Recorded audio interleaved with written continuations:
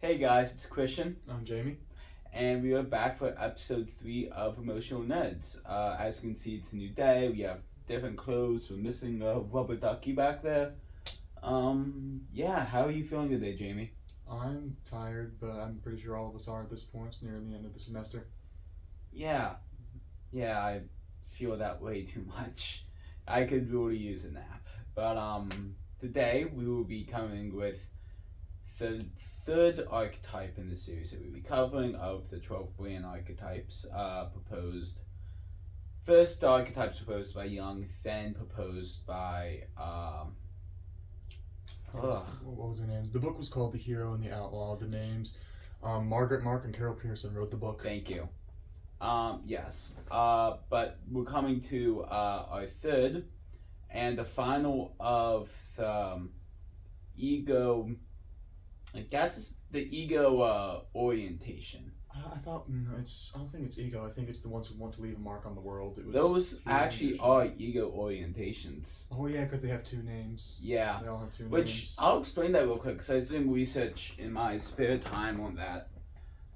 So there's the four orientations. We're starting with the egos who want to leave a mark on the world. You also have the order, social, and freedom orientations. However, you also have something called the three types, and this comes from a claim posed in Carl Jung and the Rebirth of the Soul. That claims that there's three stages or three levels of conscious archetype. You have the persona or the ego types, the ones that are most surface level, they're role related. You have the soul or the shadow, which is the deepest parts of ourselves. Sometimes bad, sometimes good, but they're the ones that require a much deeper conscious reflection to know. And then in the middle, you have something called the self, which is a combination of our persona and the ego that we put on, and the soul and the deeper parts of ourselves. More so the middle, the line between those two. So those types are probably the most likely to be more authentic and true to themselves than other types. Not exactly. Um, I would argue the soul of anything is probably the truest part because those are the unconscious things we don't think about. But we say true to ourselves. Is the unconscious more ourself than the conscious? Maybe, maybe not. Because the self would be more in touch with the conscious, but also a little more in touch with the unconscious, not too heavily on one or the other. So I would argue, because this even dives a bit into, I would argue the Freudian model of the id, superego, and ego. yeah. That the that the ego is very the self basically is our ego, the combination of our id and superego and how our ego decides to Mediated this. between the two, yeah. Yes. So there's some decision making somewhere that happens in our consciousness, right? And that's the creation of our ego. Yeah. But below that you have our unconscious where we have our superego and id. I'd argue that's the level that we see something like the soul. And I would say those are probably the most true to ourselves. But I mean, that's again, Freud's and Jung's psychology aren't exactly one to one, but not the exactly. general idea is really similar. Yes. And then the persona is that front image of how we portray ourselves. Yeah. So that's Like again, like really role focused and outward. that's definitely ego. Heck, it's called the ego. Yeah. And that makes sense. I think it was the hero archetype that was that one. Yes. So for the past two archetypes, now that I know what it is, the hero was an ego type, and the magician was a self type. So outlaw Wait. going into is the soul type. Yes, magician was a self type. So the rebel, it's an ego orientation or it wants to leave a mark. Ego orientation, but the soul type. Yes, the soul type or the deepest shadows of our thoughts. Yeah. So to go over what ConnorNeal.com has regarding the rebel, the motto are rules are made to be broken, core desire is revenge or revolution. The goal is to overturn what isn't working. Greatest fear is powerlessness. Strategies to disrupt, destroy, shock. Weakness is crossing over to the dark side of crime. Talent is outrageousness, radical freedom. And the outlaw can also be known as the rebel, revolutionary, wild man, misfit, or the iconoclast. Iconoclast. Yeah. I've heard the word. I don't remember what it means, but yeah, if it wasn't obvious from that, this type often falls into the category of the villain of the story. Not always. Not always, but a lot of the time they do. I would argue they fall more into the hero role at times. It depends on the story. So it can be both, but I feel like you see it more often as the villain. Well, I guess I'll start with one of the most recognizable types of it, but I guess this archetype can express itself in two different ways, right? You can see the outlaw as someone who wants to run from their destiny in a sense. You can also see the outlaw as one who wants to revolutionize the world. Because run from their destiny, as in they want control over their own life. Alright, I see. They want freedom from destiny, They right? don't want anyone to tell them what to do. Yes. So when you think of outlaw, the big thing to think of is freedom. The outlaw is someone who seeks freedom. And that's through many ways. Regarding the first type, I'm hesitant arguing this, but Aragorn from the beginning of Lord of the Rings, I would argue he may be more of an outlaw than you would think. How come? Well, I mean, we see him at the beginning, living a ranger lifestyle, Strider. hidden identity, even to an extent a fugitive status when you look at him being hunted by the agents of Sargon, right? Yeah. So we see that, and we see how he is very hesitant to live up to that hero fate, right? Yeah. So he doesn't exactly want to be the king of Gondor at first. he wants, in a sense, you could say he wants freedom from that fate. He purposely outcasts himself. He associates with other outcasts. He hides his identity, all of that. The thing is, at the end of the story, he eventually does accept Exactly. his destiny. So I think there's a transformation that happens from outlaw to hero in him. But at the beginning of the story, I'd say he's an outlaw. Now, if we want someone on the reverse, someone who feels like a little bit more of a hero at the beginning, but transitions completely into outlaw. And this is a tough one. But I would argue Eren Yeager from Attack on Titan. Yep. The core of his character is looking for a way to be freed from the Titans, freedom from the oppression of the Titans, right? Yes. He's got that heck, even as hatred for him. even as an attack titan, and there's some spoilers here as well, and I'm going to try not to touch on the last episode that just aired recently. You're going to be spoiling me too. I've only seen like half of the first season. Yeah, so one of the things about the attack titans that all the titans are directly controlled by the founding titan, right?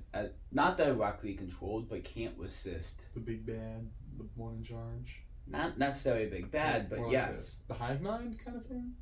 The founding titan, yes. The titan that's considered king of all titans. Yeah. But the thing about the attack titan is it can assist. It's the only one that doesn't have that direct obligation to follow what the founding titan attack titan says. is what Eren turns into? Yes, that is the type of titan that Eren Yeager has. But we see throughout the story that he wants freedom from the titans, leading him to join the Survey Corps, leading to him eventually going overseas. Heck, even, and this is the spoiler for the last few episodes, even the idea of the rumbling of showing the whole world is so that his island, his people can be free from war, and that no one's going to want to kill the heroes of the world. That his friends be free from his status as an island dweller. He's willing to disrupt the entire world for that? Yes. So in some ways it does get back to that villain idea. Now, the big thing when we talk about the outlaw is that yearning for freedom. Yes. And the way they some not just for themselves sometimes, especially in some specific types of characters, they can push others to freedom as well. They want others to they want others to join them. They want people on their side sometimes. Well, yeah, it's the idea of not only freedom for themselves, but they want to free the people around them. Freedom for Also, the ones they love as well. my Wi-Fi just died, so we're going to do the rest of this without research or notes. Probably So reconnect. And I've got some stuff up here. it's fine. Who did you have for the Outlaw archetype? I don't know how much research you did for this one. There were a few more obvious ones, but one that particularly kind of stood out to me. I kind of thought of the teacher from Dead Poet Society, Keating. It might not be a perfect fit, but the way he encourages his class to be different, to kind of rebel against this kind of strict, rigid oligarchy of the school that they're in, kind of pushing them to be free thinkers, pushing them to be different. Yeah, unfortunately, I'm about to commit a cardinal sin. I have never watched Dead Poet Society. You are wrong. Objectively wrong. Okay. But, so, I was also searching for things about the Outlaw archetype. So, I think the Outlaw archetype, when we're talking about emotions that we can associate with this archetype. Probably a lot of anger, right? And that's what I was about to get to. I couldn't find. Well, really, the first and foremost emotion that we see is that yearning for freedom, that desire. And you can argue that's an emotion or not, but I think to an extent that motivation. Yeah, just like that drive. Yeah. You're saying they have more drive and more ambition than most. Yeah. And I'd say that does express its way in anger a lot. Anger is a very high energy emotion. I think it can vary on the valiance, although I would argue it's a low valiant emotion. It's not as pleasant as the other emotions are. Yeah. And then also it's a very high motivation.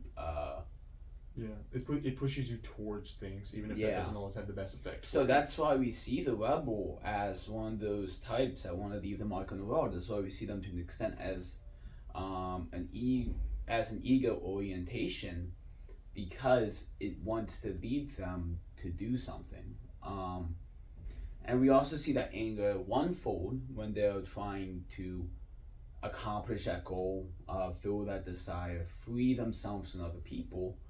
We also see on the flip side that they're not strong enough to do that, when they are weak, when they can't free themselves from the system. I think, and even that despair that we also see with the other ego orientations over not being able to achieve mastery as a hero or get power. Yeah, we see that despair, desire, and that lacking.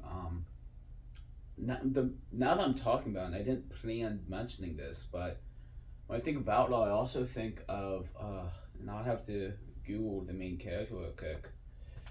What's the movie or show? It's George Orwell, 1984. Oh, dang. Is it a crime to say I haven't read that?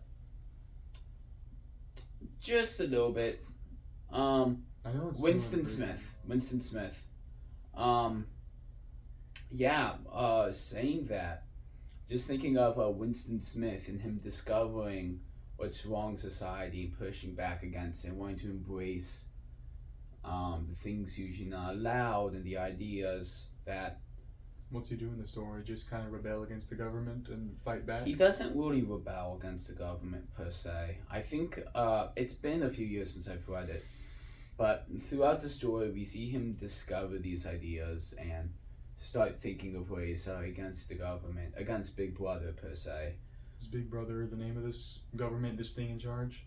This body? Not exactly. It's the same way America will use Uncle Sam, for example. Oh, yeah. But we see throughout the story him come to realization about these ideas, explore relationships that are not really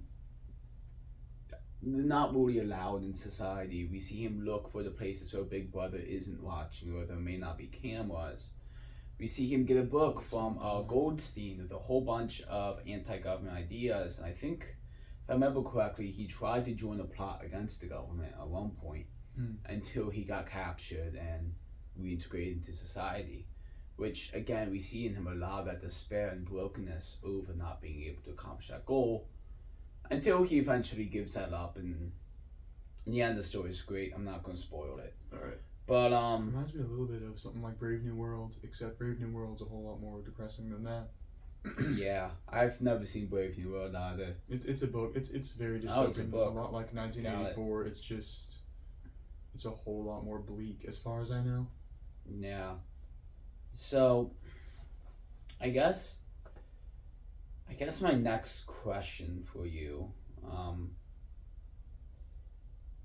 so something that I'm curious in is the strategy of the rebel. How do they accomplish their goals? Yeah, that motivation. How does that motivation lead them to accomplish their goals? So take someone like Aaron Yeager, for example. Yeah, a lot of the time they'll go to any lengths to get what they want. You know, like they'll push it a little too far sometimes, which is kind of like what you're saying about the rumbling or whatever that thing was. Yeah, and that's something where I would say it's very easy for the rebel archetype, because you already hate society, you hate what it stands for, you're already classified as a deviant to some extent. So there's not a lot you stand for in the society you're trying to change? Well, there's a lot you stand for. The thing is, the things you do stand for are countercultural. Yeah, no, that's what I mean. Like, within the society you're in, there's not a lot of things you stand for in that general bubble, what the culture believes. Yeah. Counterculture is a really good word for this type. Yeah, I would say the rebel, because you're so countercultural,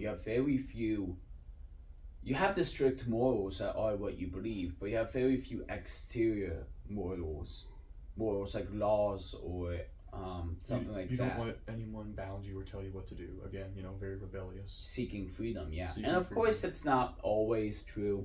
Yeah. And there are people who are definitely more so the outlaw type than others. I would say Aaron Yeager is so much more of an outlaw than we would see someone like Aragon. Yeah. It makes me kind of think of what I was talking about with Professor Keating from Dead Poets Society, because that's not he's not at all like someone like Aaron Yeager. While he does what he does, he's a bit more passive and a bit more he lays a little lower. Yeah. And I think that's over, and I guess we'll finish with this. The outlaw isn't the only type that seeks freedom. Nope. Explorer especially, and also sage to some extent, I've noticed, are also really big on freedom. Exactly. And that leads us to the next episode. Next episode, we will get more into the explorer type, which I think is one of the more interesting discussions that we can have. It's a whole lot more broad than something like the outlaw. There's a whole lot more you can get into that archetype. Yeah, there is. So we'll end on this. Leave a like, subscribe. See you guys next time. Yeah. Thanks for joining us. Bye.